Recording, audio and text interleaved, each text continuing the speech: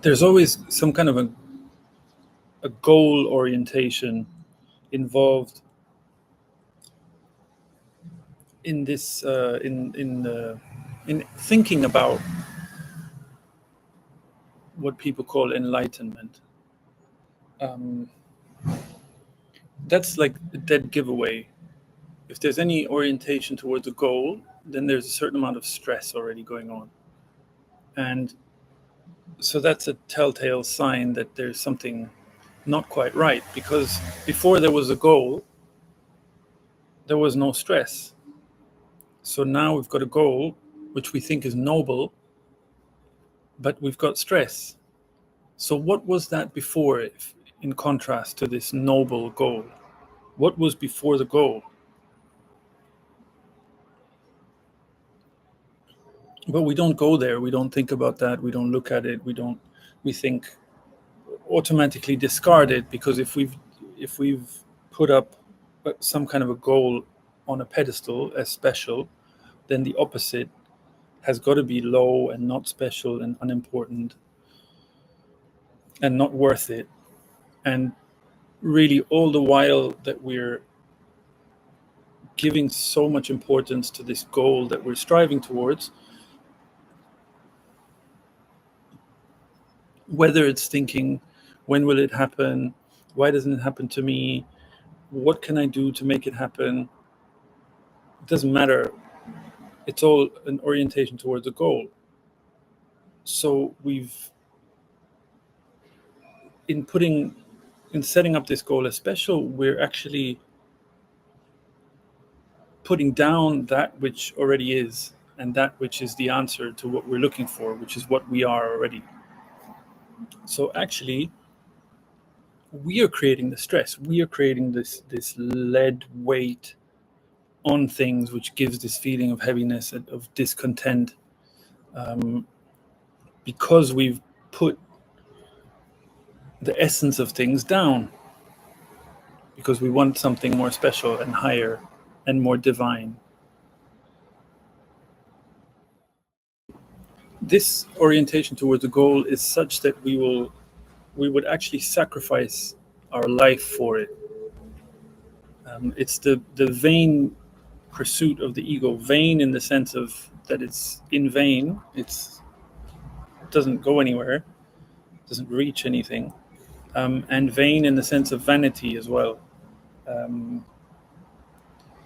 So the orientation, it's taken for granted to be what we should do, and it just needs a little reflection to see that the orientation towards a goal, any goal, is something that we're taught from a young age. It's something we don't question because it's been pretty forcefully applied to us. The conditioning, because the consensus paradigm among humans is the orientation towards a goal. There's always the drive, have to make something out of your life, have to make something out of yourself, have to reach some kind of a standard, some kind of a career, it's always some kind of a goal. So this, from here to there, this arrow pointing in one direction and taking a reference point in the future, creates stress. But it's something we don't question because we take it as the default setting. The beautiful thing about something like non-duality, the discussion of this topic, is that it says no, that the default setting is already relaxed, is already harmonious, is already fulfilled.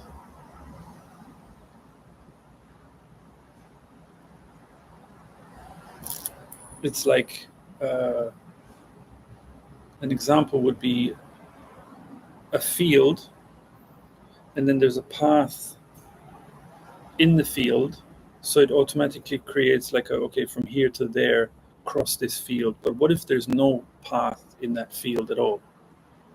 Yeah, then it's more relaxed. It's much more conducive to lying down in the grass rather than walking and heading somewhere. and what that example also demonstrates is that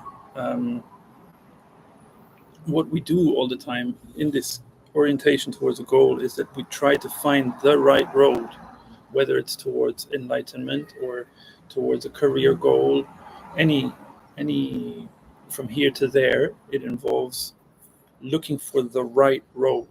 If you look on any social media platforms, how full is it of advice of how to reach this goal, that goal, health, exercise, success, like financial success, I don't know, inner peace, so many things. It's always the demonstration of some kind of a way.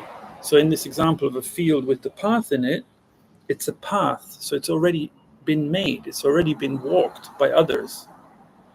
And that misses the whole point, that each individual being, life form, being, is unique.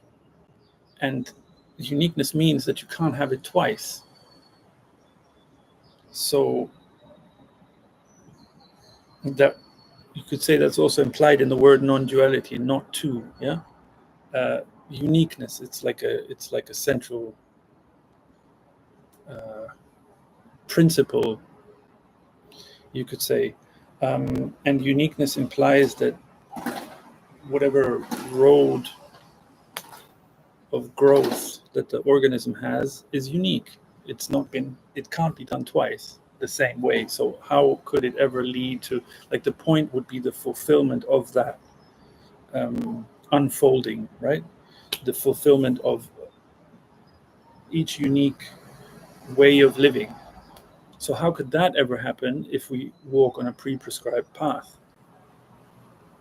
So again, if we're looking for some kind of a path, some kind of a way that's been prescribed, then we can be sure that we're following some goal and some kind of a promise of success. But it's so easy to see, like, how could that be success if it's not the fulfillment of our uniqueness, so to speak?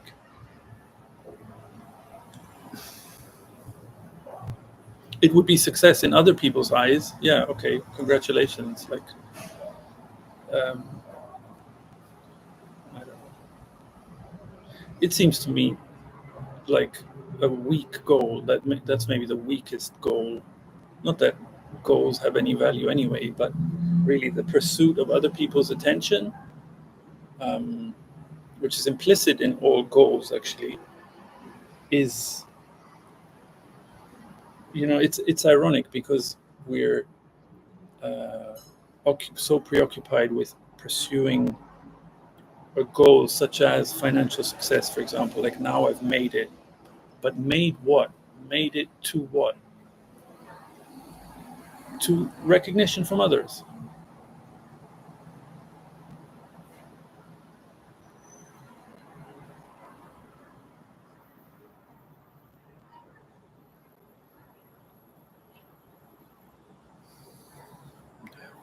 So much for that.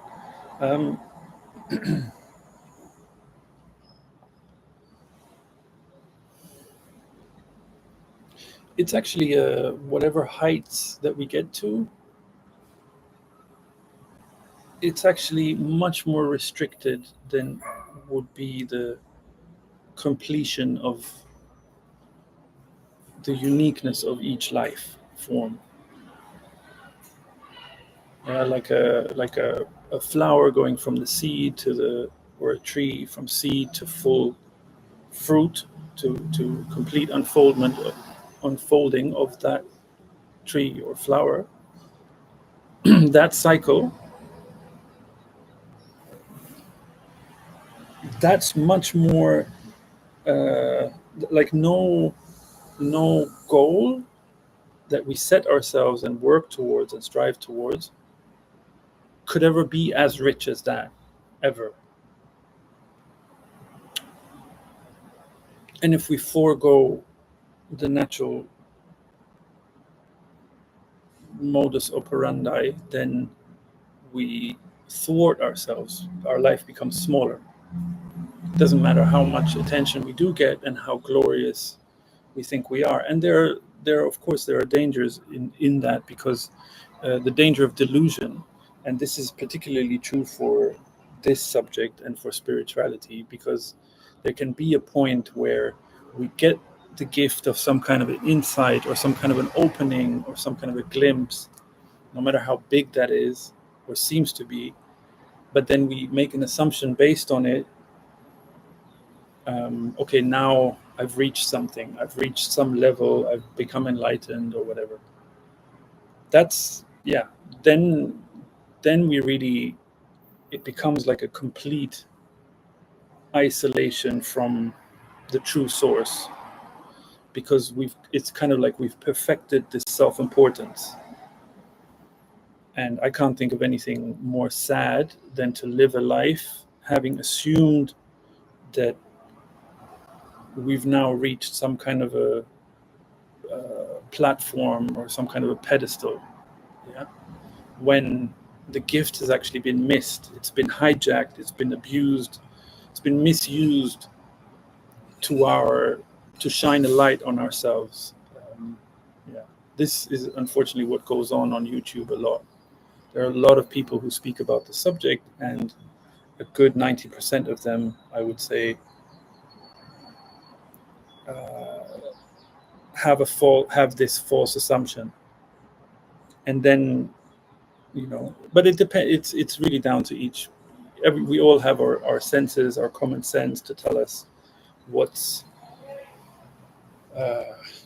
true and what's not, what's grounded and what's not. And if the to get attracted to someone like that is just, then we've just created our own adversity. Then we kind of fall into that sphere of influence, and we're kind of participating in the same adversity as people who make these kind of assumptions for themselves. And there's always what the ego does is to feed off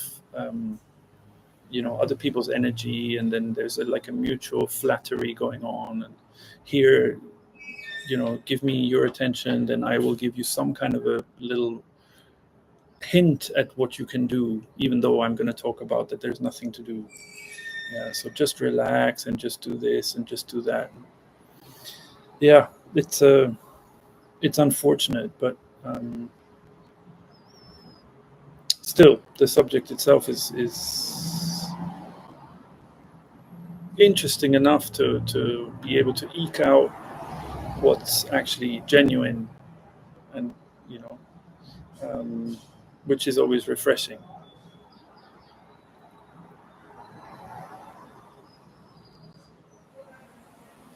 You are saying that over 90% of people talking about non-duality on YouTube are not sincere. Yeah, I'm not sure I said over 90%, but I would say that 90% of people talking about non-duality on YouTube are not free, I would say. And there can be sincerity, even, I don't know, there can be some kind of innocence, I guess, about there can be a sincerity. Okay, let's say 90% are what I would say aren't free, and maybe 80% are actually ego driven, where there isn't any innocence about it either.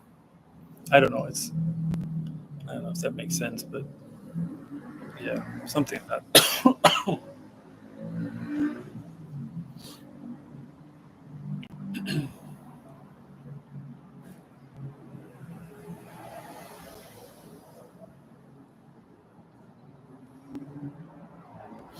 I don't think it's really clear how dominant this paradigm is. Yeah, it's the same in the world. Like 90% of people are dominated and enslaved by the ego, and then there's some. It happens innocently, but you could say that 80% are it's not innocent. It's willful following of that outer standard.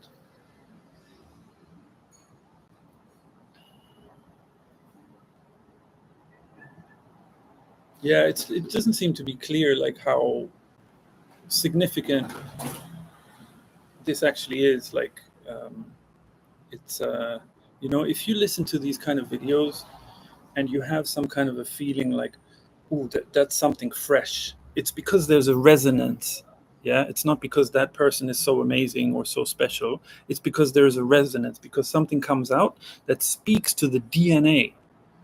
Yeah, it speaks to something. It's like the words, it's not that person doing it, it's just the word, it's the energy that's in that. It's like when you have a meaningful conversation with a friend, you have a nice time, there's a flow of energy, an exchange of energy, there's something harmonious about it. So it speaks to the deepest, to the DNA, literally.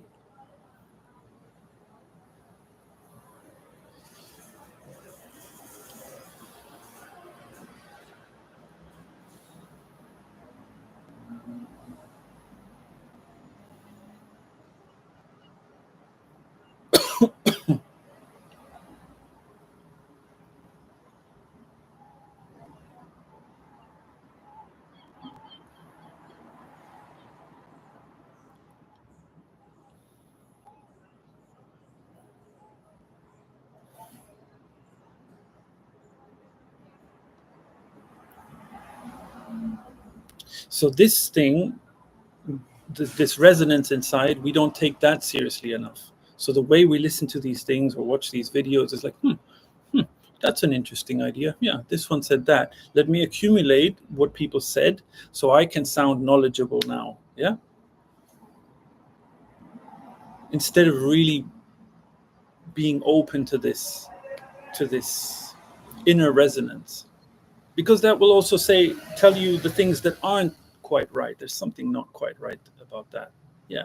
But we ignore those senses too, because we're so focused on outside, on like hang on to every word, because there's no sense of integrity here, or self-respect or self-esteem. It's all gone.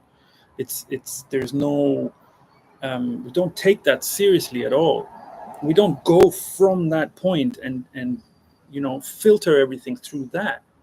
We're just filtering everything through approval, through what will be approved, what will get us attention, what will get us seen.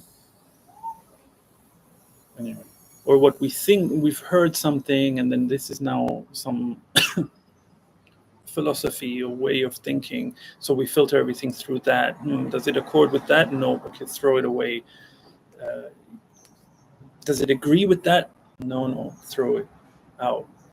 Anyway. How do you know that? Did you watch them all? There are a lot of videos and people. Okay.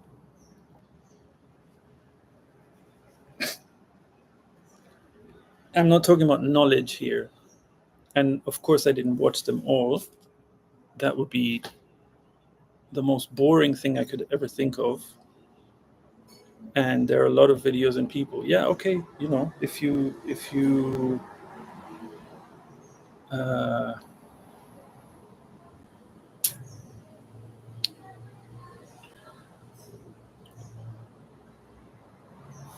yeah, I don't know how to explain it to you. That's all I can say. And I wonder why you're asking me, how do you know that? Are you trying to defend them or something? Did I watch them all? It sounds a little bit like, then prove me wrong. Show me.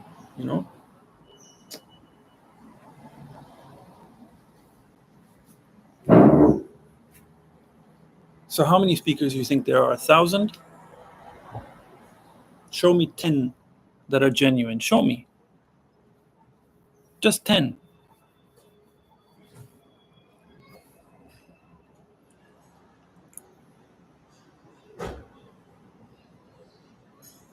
I don't know really. I feel like a lot of speakers are using different terminology, but they are all talking about the same unspeakable thing, no thing. Okay, then that's then you are kind of successfully filtering out the bits that truly, excuse me, the bits that truly resonate. You know, that's what I would say.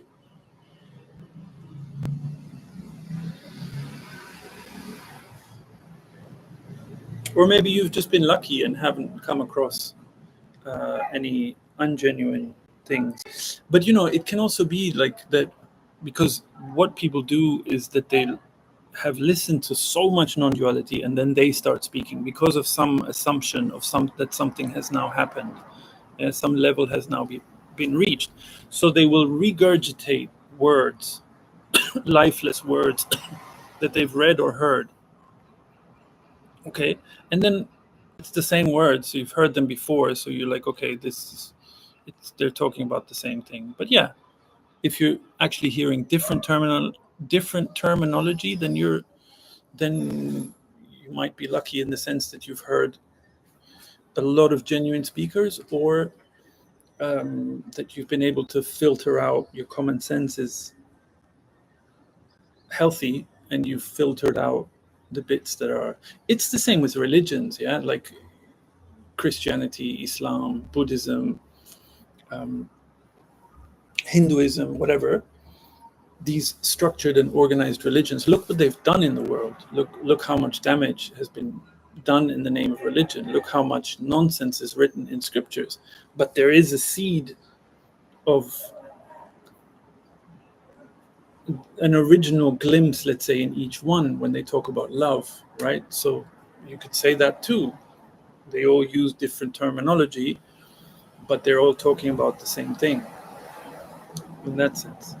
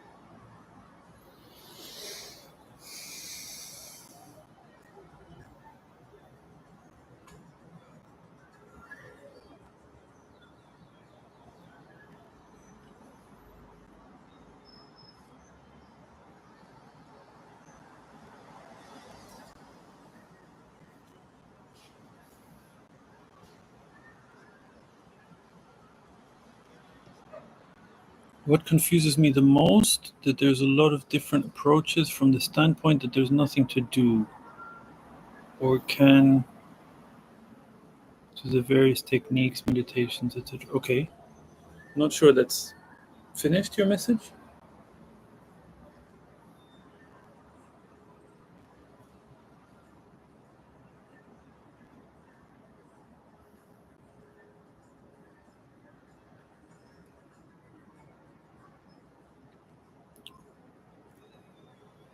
No, it's fine. I understand what you're saying. But I don't. It doesn't seem complete to me. Like, what's your question? Is there a question?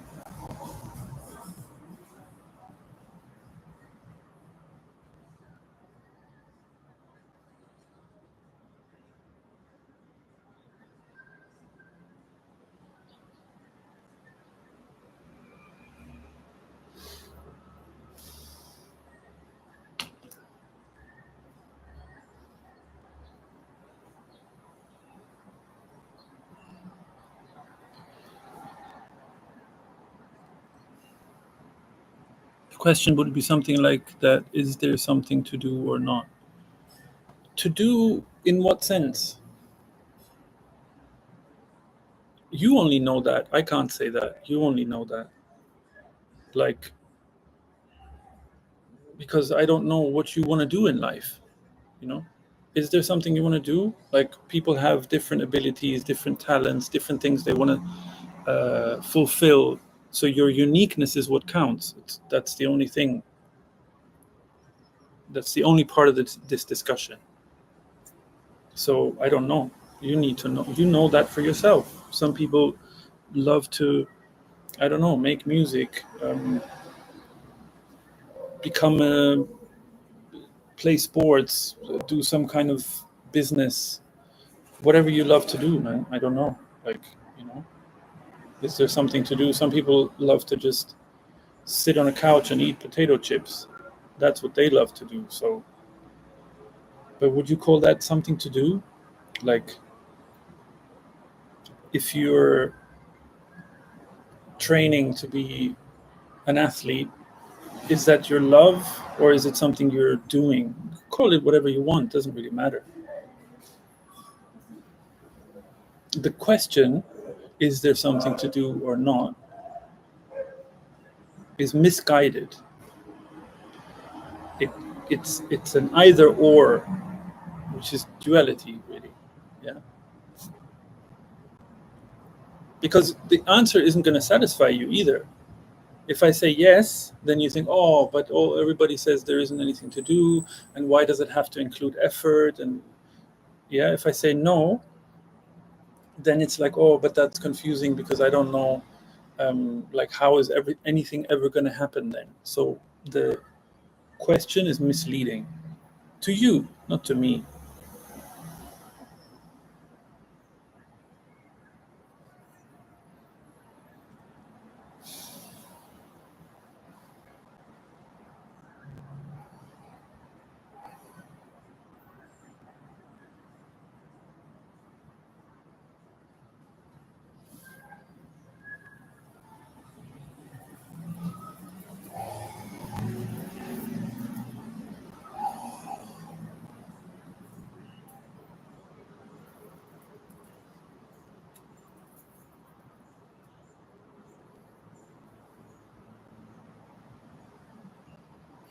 It's misleading, and that's why confusion arises. Okay, yeah, that's of course misleading will create confusion, of course.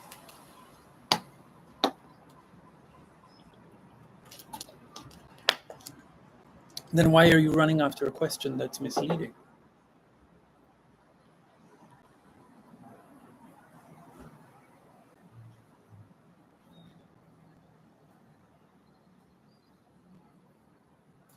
Unless you see that there's no point in running after the question,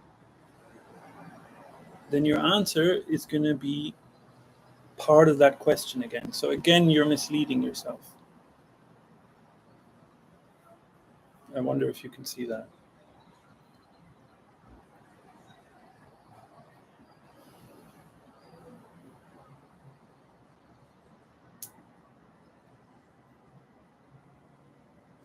But see, do you see how subtle it is? Do you see how when you say that's why confusion arises? Do you see this word arises that you've taken from some other non-duality talks? And so you're taking terminology that you've heard and you think this is the right way to present things. That's the confusion.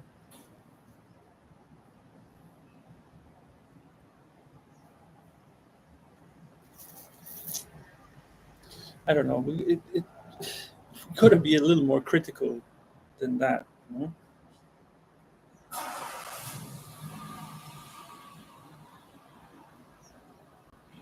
As long as there isn't enough respect for our life, we will always be in the servitude of somebody else, always. Because lack of self respect invites abuse.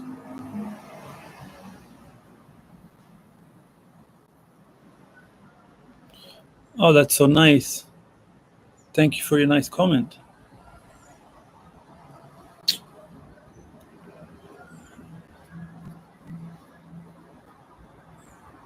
It's nice, it's an enjoyment shared because, uh,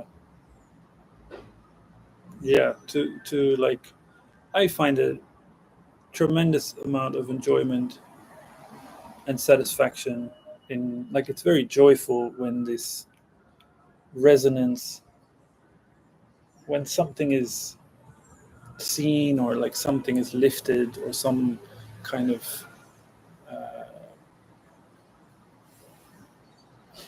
it's always very lightening of the load when there is a seeing of something like penetrating through to the core of something, right?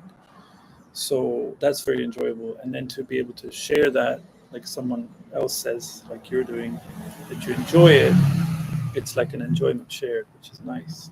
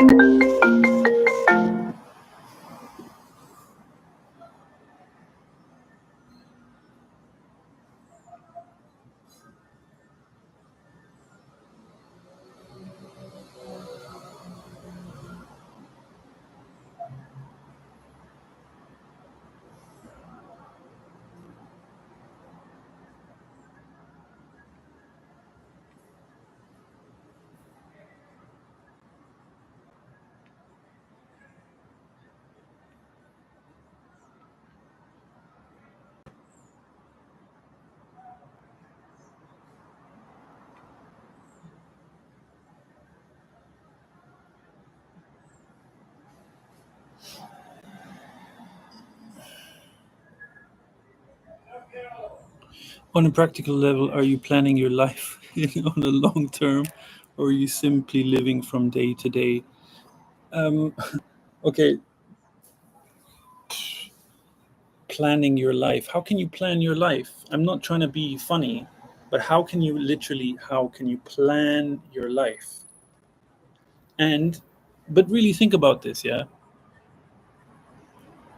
Simply living from day to day. What is that? Really, really tell me really what that means. From day to day. So I'm kind of living for this jump from one day to the other. I don't understand it. Neither would be the answer to your question. Neither.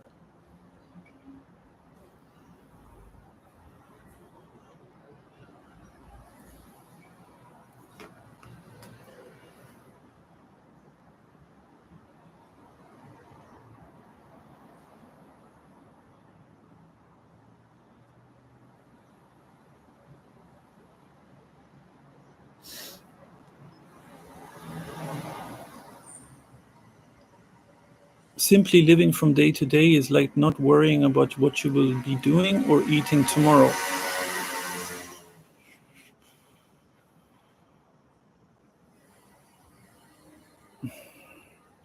Why would it help me to worry about what I will be doing or eating tomorrow? And yeah, living from day to day. I know the expression, of course, but think about what it actually expresses. It's nonsense. No, it's not about the English. It's about the saying that you picked up from somewhere else and you using it, living from day to day. What does it mean? What does it really mean? Not worrying about what you will be doing or eating tomorrow? Why? I'm thinking about what I'm going to cook for dinner tonight, maybe, you know? Is that living day to day or is that just living day? Because it's not thinking about tomorrow, so it's just living today. Maybe that would be something. There's no space for those questions. Like it's completely unnecessary, completely. Like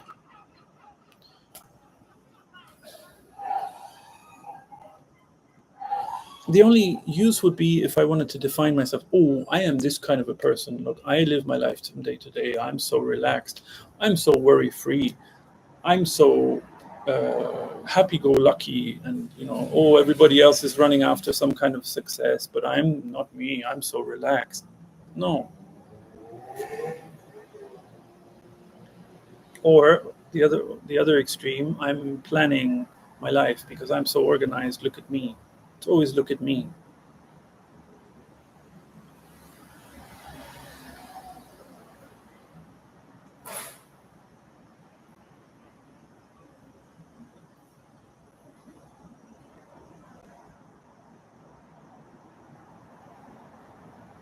There is no planning our life, and there is no living day to day. It's really as simple as that. Planning can be fun. Why not?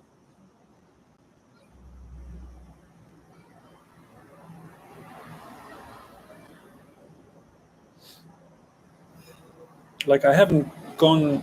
Uh, I haven't seen any mountains for quite a few years. I'd love to go to the mountains. Whenever I've been in the mountains, I've always liked it. So maybe I'll plan to go to the mountains. What's wrong with that?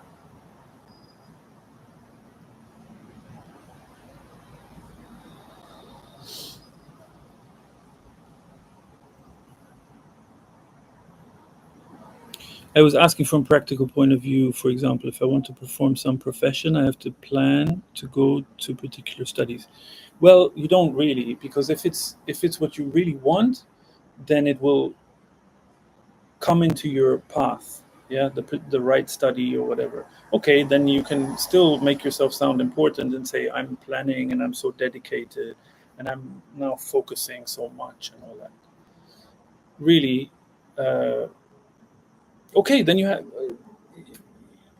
have to plan your particular studies. Okay, what's the issue? What's the question? If I Same goes for me, right? If I decide to, I want to now become, I don't know, some profession, I will also look for courses that get me that qualification, because maybe without that qualification, I won't be able to apply for this or that job that I've seen that I want to apply for. Maybe something like that. Yeah. Then what's the issue? What's the question? Like, where's the hole there? It's normal. It's common sense.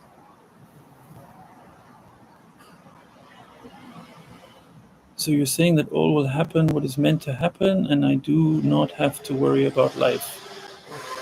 I don't understand. Like, what does that have to do with a particular studies and a profession you want to perform? No, I'm not saying that. That's not what I said.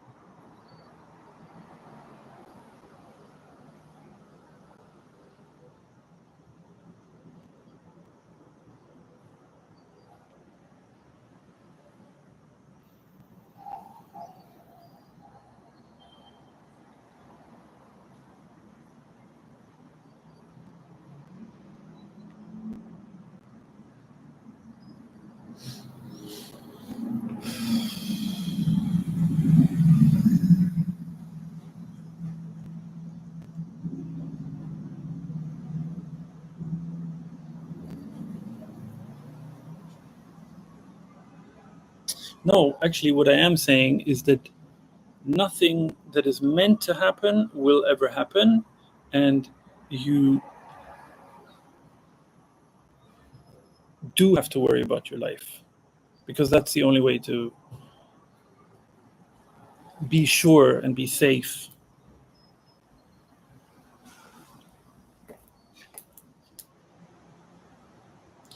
Okay, I think that might be it. Oh, hello.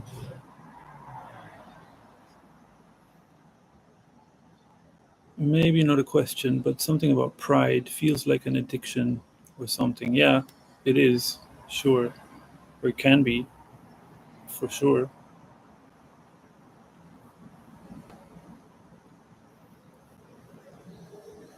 And the extent of it is directly, obviously, directly related to the amount of uh, the opposite, right? So lack of self-esteem, because pride only exists to fill a hole, right?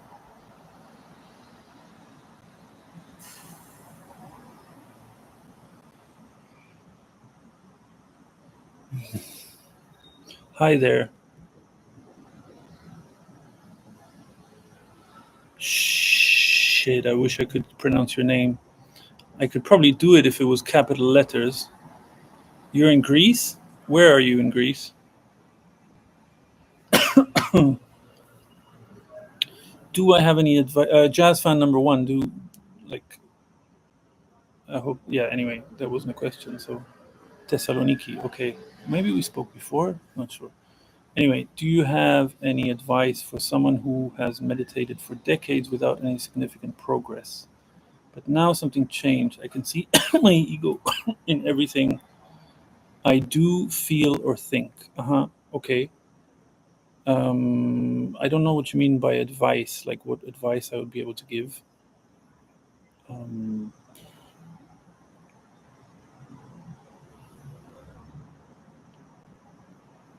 Meditation doesn't really have anything to do with this subject, right? Let's say it's not necessary. Some people love it and they do it, and it's something loving that they do. If it's something they're doing because they love it, not because they think they should to achieve some goal, right? So that's one thing, meditation. And of course, it can quieten the mind, which has its own beauty and benefits. And like, what's not to like about the mind being quiet, really? Okay, something seeing the ego in everything I do, feel, or think. My first, maybe that's the only advice I can give you, is not to think of it in terms of my ego, because then you've attached yourself to it. The ego is foreign. That's the whole point. It's like a foreign. It's not yours. Yeah. All the whole paradigm of the ego is the outside standard of things, right? That we buy into, but it's certainly not yours.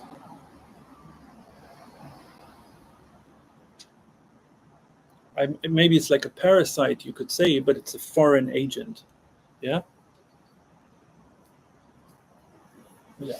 That's all I can think of. And what's the conundrum anyway? Like, if you can see it, if you can see the ego's activity, then wouldn't that be a good thing? Then that wouldn't need any advice. Can you speak a little not on the lack of self-esteem, where the pride takes place? I don't know. I wouldn't know what to say about it. Lack of self-esteem is lack of self-esteem. Uh,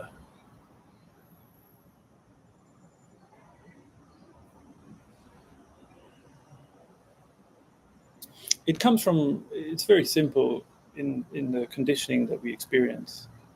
Um, we're Our adherence is forcibly orientated, made to be orientated towards the outside, right? Our parents, then teachers, then whatever other authorities, right? Um, so, and the only way to do that, the only way to get that out of a child it stops listening to itself and it starts listening to others, is to discount what it itself feels or the importance of that. Yeah, if you make that to be unimportant and unvalid and somehow maybe even dangerous through fear of punishment and through intimidation and so on, then you've got the attention. Then it's like, okay, my real help is out there. It's not in here. Okay, so of course, if you cut off from that, of course you're going to feel a low self-esteem because you're constantly at the mercy of what someone else thinks, right? So the discounting of our feelings, to make it short, that's the root of it.